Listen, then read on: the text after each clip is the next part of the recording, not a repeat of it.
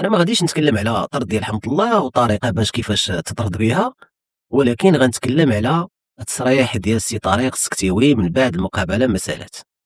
وانتم راه شفتوا كاملين، شفتوا التصريح ديال السي طارق كيفاش كيصرح وكيثني على اللاعبين ديالو بان اللاعبين ديالو قدموا مقابله كبيره، اللاعبين داروا مجهود كبير، اللاعبين كانوا منضبطين، اللاعبين كانت عندهم الروح الوطنيه كبيره والى اخره، وبزاف ديال الهضره اللي ما كانتش في المحل ديالها، وتصريح كاذب في الحقيقه، تصريح غير منطقي وما عنده حتى شي معنى. وهذا التصريح هذا ما عرفتش كيفاش خرج من هذا الاطار هذا اللي هو المغاربه كانوا كيحترموه بزاف.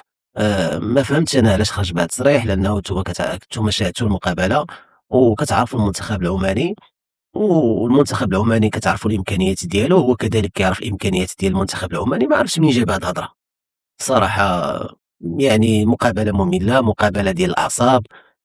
ما عرفتش انايا كيفاش خرج بهذا التصريح.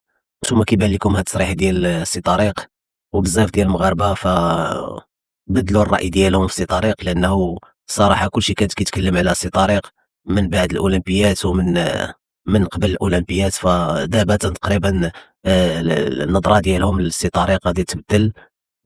كنتمناو المقابله ديال السعوديه تكون تعطينا شي وجه اخر للمنتخب الوطني.